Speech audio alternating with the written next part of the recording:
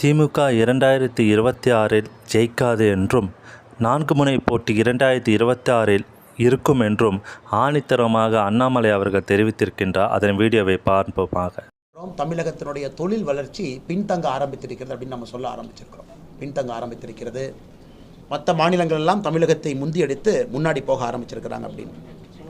அதற்கு ஒரு நல்ல குறியீடு பார்த்தீங்கன்னா ஜிஎஸ்டி என்பது நல்ல ஒரு குறியீடு. குறிப்பாக அந்த ஜிஎஸ்டி டேக்ஸ் அப்படிங்கிறது அதை வைத்து நாம் சொல்ல முடியும் எந்த மாநிலம் முன்னேற்ற பாதையிலும் எந்த மாநிலம் டீசலரேட் ஆக ஆரம்பிச்சிருக்கு.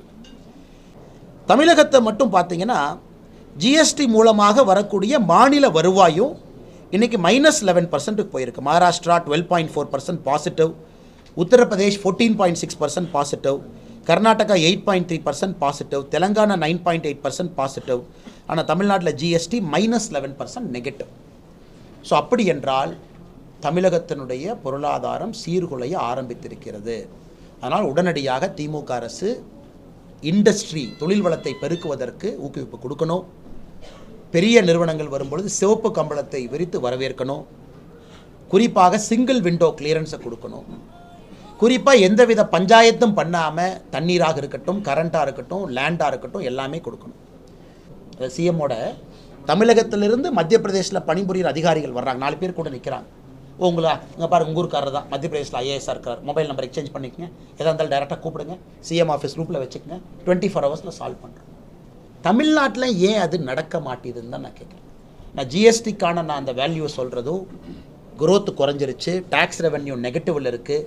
எதற்காக இதை நான் சொல்கிறேன் அப்படின்னாங்க, கண் முன்னாடி தமிழகத்தினுடைய தேய்மானத்தை நம்ம பார்க்க ஆரம்பிக்கிறோம்.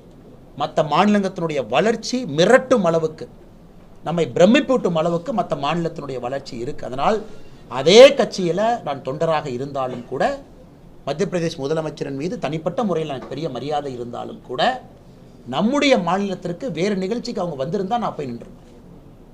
ஆனால் நம்முடைய மாநிலத்திலிருந்து நம்முடைய தொழிலதிபர்கள் மத்திய பிரதேசில் இன்வெஸ்ட்மெண்ட்டுக்கு போகிறனால அந்த நிகழ்ச்சிக்கு ஒரு கனத்த இதயத்தோடு நான் செல்லவில்லை. அதுதான் உண்மை. கட்சியினுடைய நண்பர்களுக்கு சொல்லியிருந்தேன், ஐயா அவர்களுக்கு என்ன முக்கியத்துவம் ஏர்போர்ட்டில் கொடுக்கணுமோ கொடுங்க. ரிசீவ் பண்ணுறது கட்சியினுடைய மரியாதை நம்ம பண்ணணும், கட்சியினுடைய காரியகர்த்தா நம்ம பண்ணணும். நாளைக்கு தமிழகத்திலிருந்து மற்ற மாநிலத்திற்கு நம்முடைய தொழிலதிபர்கள் போகாத அளவுக்கு நம்முடைய செயல்பாடு இருக்கணுங்கன்னா, முதலமைச்சரை பார்க்கவே முடியாது. முதலமைச்சரை பார்க்கறதுக்கு முன்னாடி ஆடிட்டரை பாரு, ஆடிட்டரை பார்த்தோன்னே மருமகனை பாரு, மருமகனை பார்த்தோன்னே இன்னும் 4 பேர்த்த பாருன்னு சென்னையில் ஈசிஆர் ரோட்டில் ஒரு கெஸ்ட் ஹவுஸாக கொங்கு பகுதியோ சென்னை பகுதியோ தமிழகத்தினுடைய மற்ற பகுதி தொழிலதிபர்களோ ஒரு ஃபைலை வச்சுட்டு ஈசிஆரில் கெஸ்ட் ஹவுஸ் சுற்றிட்டு இருந்தாங்கன்னா எப்படி அவர்களுக்கு இங்கே வேலை நடக்கும்? இந்த முறை 2026 4 முனை போட்டி அப்படின்னா எவ்வளவுக்கு அளவு போட்டிகள் அதிகமாக இருக்கோ அப்போ தான் நல்லவர்கள் அரசியலை ஜெயிக்க முடியும். ஏன்னா 40,000 ஓட்டில் ஜெயிச்சிருவாங்க எம்எல்ஏ எலெக்ஷன், 50,000 ஓட்டில் ஜெயிச்சிருவாங்க. புதியவர்கள் சமுதாய ஆர்வலர்களுக்கெல்லாம் போட்டி அதிகமாக இருக்கும்போது தான் புதியவர் அரசியலில் வந்து ஜெயிக்க முடியும். 2 முனை போட்டியெல்லாம் நல்லவங்களுக்கு வேலையே இல்லை. அதனால் 2026 என்னை பொறுத்தவரை எம்எல்ஏவாக நிறைய டெக்னோக்ராட்ஸை பார்ப்பீங்க, என்ஜிஓஸ் பார்ப்பீங்க, உங்களை போன்று ஒரு துறையில் நிபுணம் பெற்றவங்க வருவாங்க. அது ஒரு நல்ல அற்புதமான அரசியலாக இருக்கும். கட்சி ஓட்டு 40%, நான் காலிப்போலி வரால் நிறுத்துவேன், அவன் தான் ஜெயிப்பான், அதெல்லாம் அங்கே வேலைக்கு ஆகாது.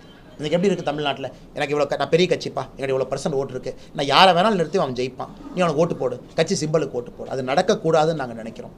2026 அது மாறணும், நல்லவர்களும் வரணும். நல்லவர்களுக்கு இந்த 2 பார்ட்டிலேருந்து 3 பார்ட்டி 4 பார்ட்டி போகும் பொழுது அவர்களுக்கு வாய்ப்பு. அதனால் இவ்வளோ ஃபிலாசபிக்கலாக பார்க்கும் பொழுதுங்கன்னா, நாங்கள் ரொம்ப டீப்பாக திங்க் பண்ணி தான் அதை நான் சொல்கிறேங்கன்னா, நிச்சயமாக 2026 தமிழக அரசியலில் ஒரு மிகப்பெரிய மாற்றத்தை நீங்கள் பார்க்கணும்.